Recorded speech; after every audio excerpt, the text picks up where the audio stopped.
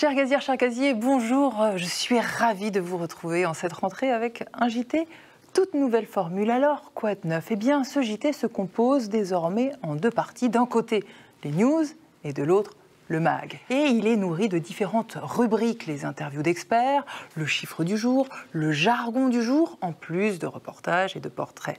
Ce journal est décidément bien le vôtre, conçu pour vous et par vous, gaziers. Pour cette première édition de rentrée, nous allons nous concentrer ensemble sur un sujet central dans l'évolution des usages, la mobilité. En route donc tout de suite vers vos news dans lesquelles nous allons décrypter des mots, des actions, des initiatives, des stratégies et des chiffres. Et voici tout de suite, justement, le chiffre du jour. « 182, qu'est-ce que c'est selon vous ? Eh bien, c'est le nombre de stations bio-GNV actuellement ouvertes au public. Et il faut savoir qu'il y en a une de plus qui ouvre chaque semaine.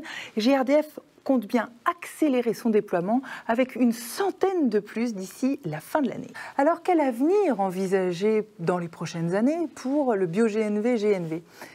Eh bien, c'est tout de suite le moment de l'expert.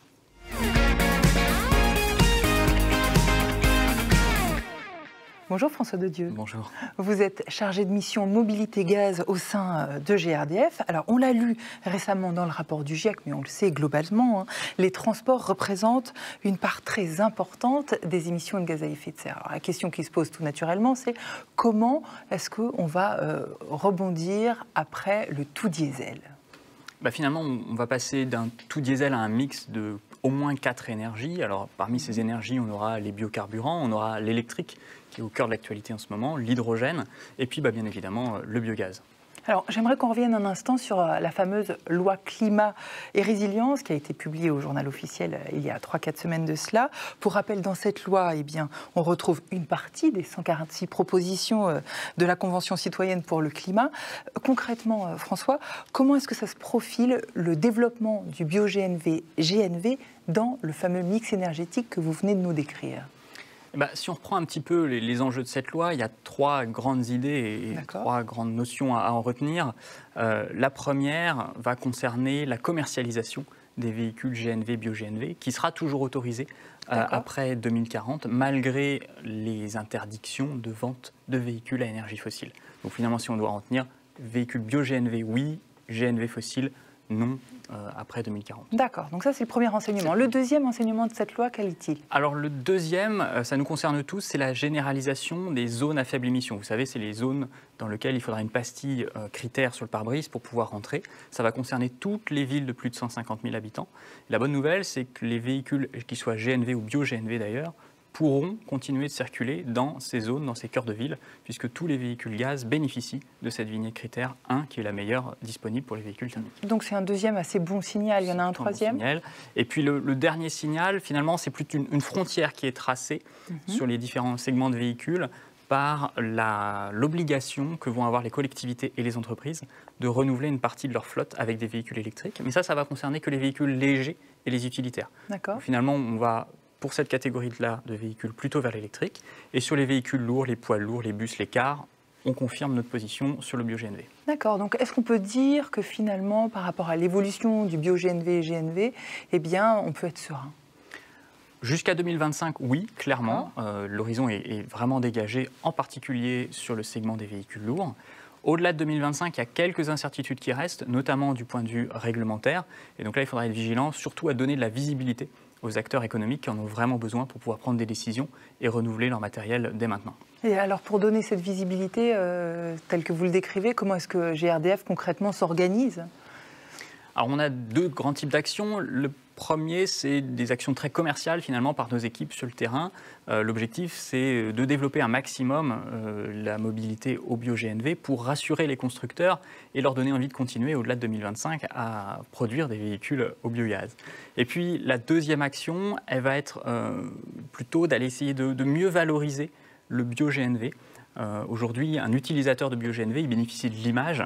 Ce qui serait bien, c'est qu'il puisse avoir une contrepartie économique à l'utilisation de ce bio-GNV. Ouais, en gros, pour que finalement le renouvelable paraisse plus avantageux, c'est ça? Merci beaucoup François.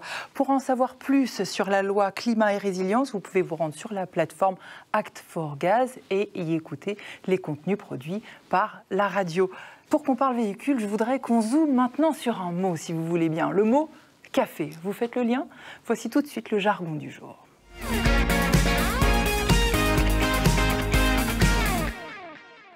En fait, lorsque je dis café, il s'agit d'un acronyme, Corporate Average Fuel Economy. Ça provient d'une réglementation américaine qui date de 1975 et qui consistait à imposer aux constructeurs de réduire les émissions de CO2 d'un véhicule neuf sur l'ensemble du cycle de vie de celui-ci. Cela fait donc déjà 45 ans. Chez nous, ce n'est que depuis 2020 que cette réglementation café, donc, doit être réellement appliquée en Europe. Ça ne concerne que les émissions de CO2 au niveau du pot d'échappement, sans tenir compte du caractère renouvelable du carburant. Et donc ça, eh bien, c'est un défi pour la filière gaz dans les prochaines années. Développer et imposer le bio-GNV, on l'a bien saisi, c'est votre cap. Mais le déployer efficacement et dans toute la France, c'est un défi et il peut y avoir des difficultés. Alors, comment faire pour les dépasser? Comment concrètement est-ce que ça se passe au quotidien? Eh bien, tout de suite, un début de réponse avec ce mag.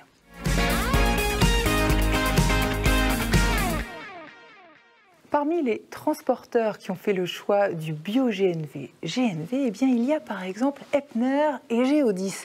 Les équipes du JT sont allées à leur rencontre lors du salon dédié à la semaine de l'innovation, du transport et de la logistique pour comprendre l'intérêt qu'ils y trouvent de leur point de vue. On les écoute.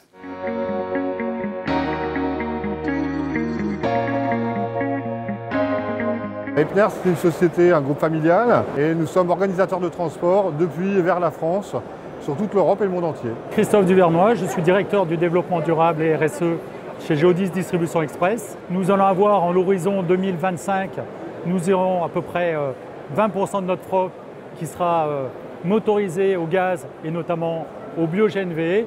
Et en 2028, nous en aurons à peu près 40%.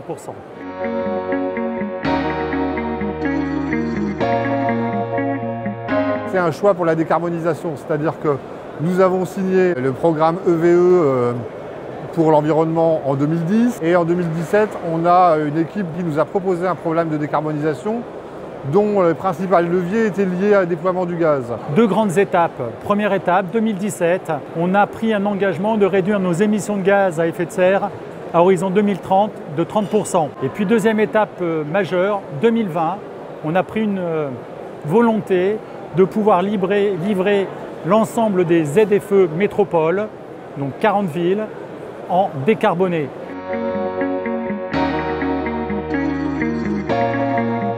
On a mis une vingtaine de véhicules en exploitation pendant les années 2018-2020 pour sélectionner un parc global qui puisse nous permettre de faire notre propre expérimentation. Et là, GRDF nous a aidés effectivement à l'accompagnement du choix du parc, à l'accompagnement des technologies et encore, bien évidemment, à l'accompagnement sur l'avitaillement de ces parcs, qui est une des préoccupations majeures pour un transporteur. C'est comment demain j'avitaille mes véhicules en énergie alternative et notamment bio-GNV. GRDF nous a soutenus tout au long du projet. Je sais que GRDF était déjà présent avec nos universitaires lors de la préparation du projet qui a été présenté à la Direction Générale en 2017. Ils ont ensuite fait partie du groupe de travail qui nous a permis de déployer les principales stratégies. Encore aujourd'hui, ils sont avec nous pour toute la partie installation des stations ou calcul des TCO.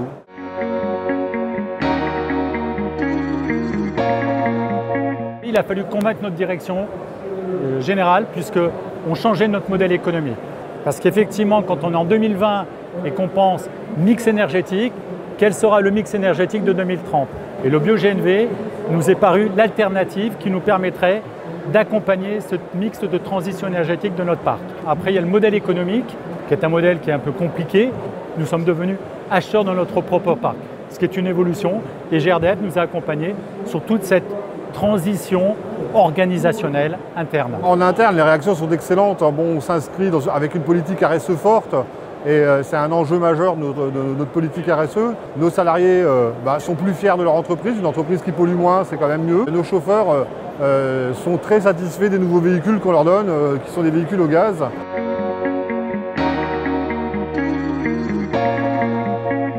Les actions qu'on va mener effectivement par rapport à 2050, elles se font déjà par étapes. 2025-2030 sont nos premières étapes. Donc on a pour l'ambition, comme je disais, de baisser de 30% de nos émissions de gaz à effet de serre. Donc déjà d'être un acteur actif sur la partie environnementale. On pense qu'effectivement le transport est un des acteurs qui va pouvoir permettre de réduire fortement l'empreinte environnementale. Les leviers d'action, ils sont situés évidemment au niveau de la décarbonisation des parcs, mais je crois que la multimodalité sera aussi un enjeu majeur dans les années qui viennent. Et je pense que c'est vraiment un sujet qui doit être maintenant pris à bras-le-corps par l'ensemble de la profession, ce qui semble être le cas.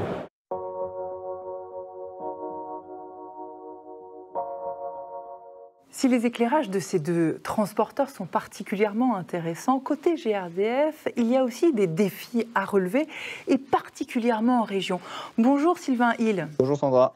Pour GRDF, vous êtes au quotidien en contact avec les transporteurs en région Est, qui est votre région. Est-ce que vous pouvez nous dire comment est-ce que cette solution de bio-GNV est perçue sur le terrain ?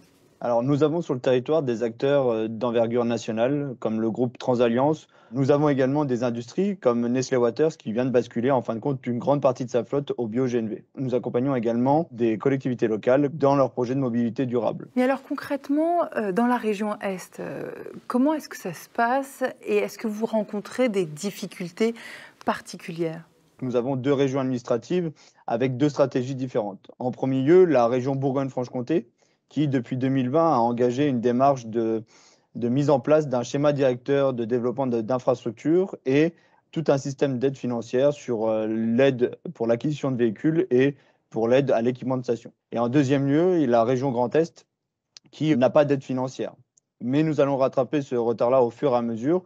Et tout récemment, nous avons signé une charte de développement des biocarburants dont fait partie le bio-GNV. Nous avons aussi de belles réussites sur la région. En effet, la majorité des grandes collectivités et grandes agglomérations ont basculé leur flotte de bus urbains au bio-GNV. Et la dernière en date, c'est notamment la communauté de Mulhouse. Chez vous, il y a le biométhane qui est particulièrement bien développé. Est-ce que s'appuyer entièrement dessus, ça pourrait être une solution ? Alors effectivement, aujourd'hui, la région Est, c'est la première région de France en termes de sites d'injection de biométhane. À ce jour, on compte 48 sites et un peu plus de 170 en projet. Alors, nous avons plusieurs exemples concrets, en fin de compte, de cette liaison entre la production et l'utilisation du gaz vert. Alors, le premier exemple, c'est la Régie de transport des Ardennes qui a mis tout récemment en service sa station GNV. Donc, on voit bien le lien entre la production et l'utilisation. Et en plus, cette station s'intègre dans une logique de territoire, notamment avec le pacte Ardennes, qui soutient entre autres le développement de la méthanisation. Et le deuxième exemple que je pourrais donner, c'est le lien avec l'AMF, donc l'Association des agriculteurs méthaniseurs de France, qui souhaite aussi développer des stations. Merci beaucoup Sylvain. Merci Sandra. Nous arrivons à la fin de ce JT. Alors, ce nouveau format vous a-t-il convaincu ? Sachez que vous pourrez retrouver ce premier numéro sur votre plateforme Act4Gaz en intégralité, mais aussi par rubrique. Alors nous, on se retrouve la semaine prochaine. Il y sera question de l'évolution des tarifs du gaz et bien plus encore. Alors à la semaine prochaine, même lieu, même heure pour un nouveau JT. Salut !